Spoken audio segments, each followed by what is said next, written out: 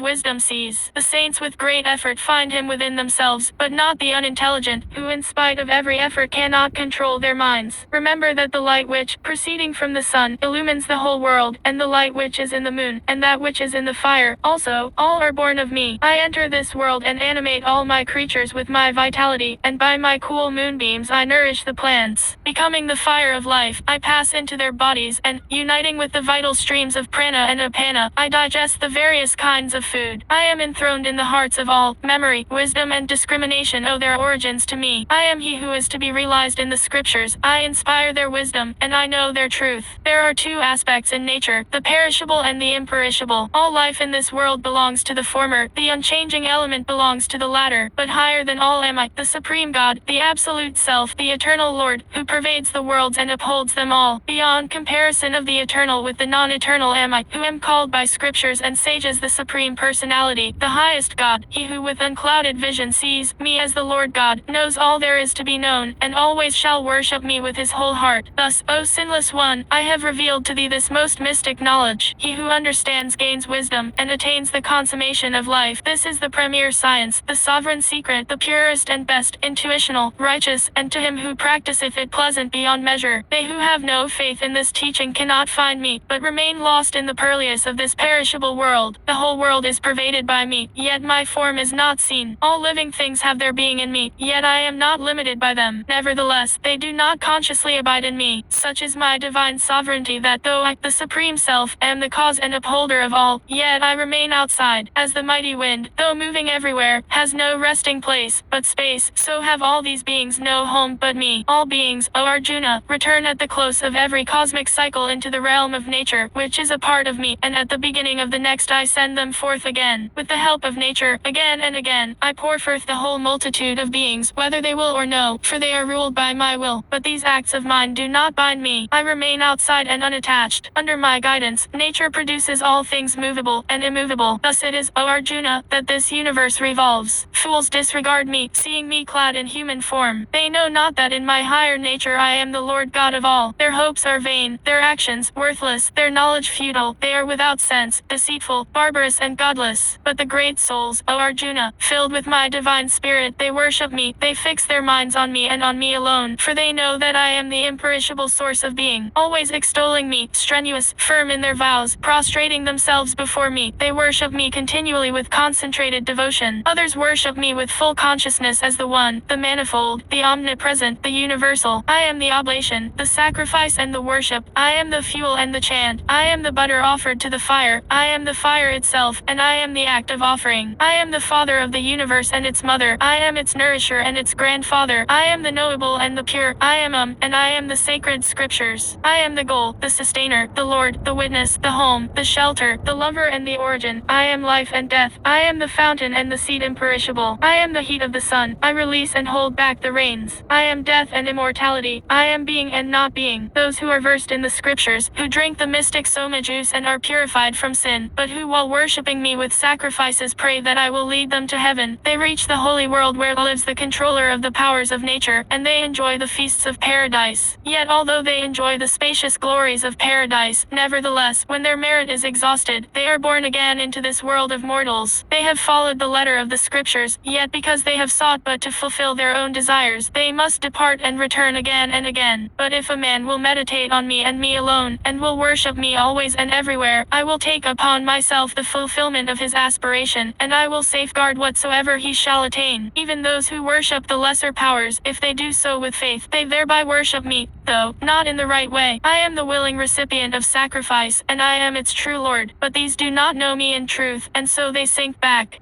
7. Knowledge and experience. Lord Shri Krishna said, Listen, O Arjuna, and I will tell thee how thou shalt know me in my full perfection, practicing meditation with thy mind devoted to me, and having me for thy refuge. I will reveal to this knowledge unto thee, and how it may be realized, which, once accomplished, there remains nothing else worth having in this life. Among thousands of men, scarcely one strives for perfection, and even amongst those who gain occult powers, perchance, but one knows me in truth. Earth, water, fire, air, ether, mind, intellect, and and personality. This is the eightfold division of my manifested nature. This is my inferior nature, but distinct from this, O valiant one, know thou that my superior nature is the very life which sustains the universe. It is the womb of all being, for I am he by whom the worlds were created and shall be dissolved. O Arjuna, there is nothing higher than me. All is strung upon me as rows of pearls upon a thread. O Arjuna, I am the fluidity in water, the light in the sun and in the moon. I am the mystic syllable Om in the Vedic scriptures, the sound in ether, the virility in man. I am the fragrance of earth, the brilliance of fire. I am the life force in all beings, and I am the austerity of the ascetics. Know, O Arjuna, that I am the eternal seed of being. I am the intelligence of the intelligent, the splendor of the resplendent. I am the strength of the strong, of them who are free from attachment and desire, and, O Arjuna, I am the desire for righteousness. Whatever be the nature of their life, whether it be pure or passionate or ignorant, they are all derived from me. They are in me, but I am not in them. The inhabitants of the world, misled by those natures which the qualities have engendered, know not that I am higher than them all, and that I do not change. Verily, this divine illusion of phenomenon manifesting itself in the qualities is difficult to surmount. Only they who devote themselves to me and to me alone can accomplish it. The sinner, the ignorant, the vile, deprived of spiritual perception by the glamour of illusion, and he who pursues a godless life, none of them shall find me. O Arjuna, the righteous who worship me are grouped by stages. First, they who suffer, next they who desire knowledge, then they who thirst after truth, and lastly they who attain wisdom.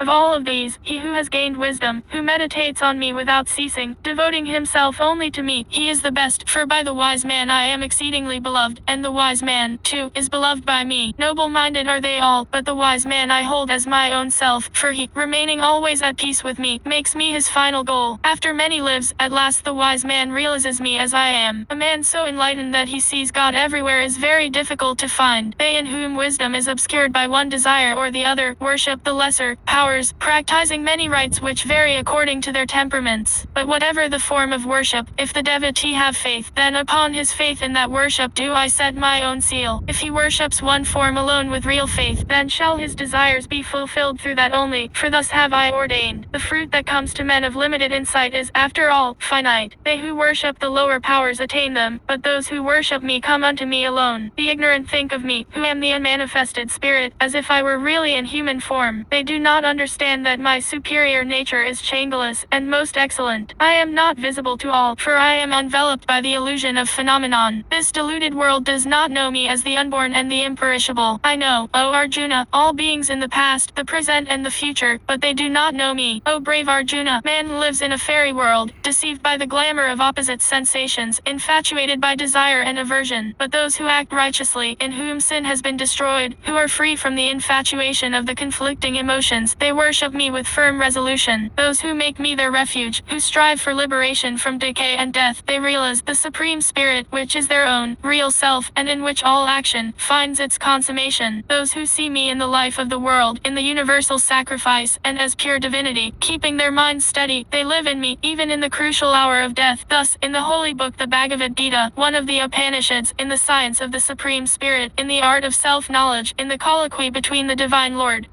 Shri Krishna and the Prince Arjuna, stand the 7th chapter, entitled, Knowledge and Experience.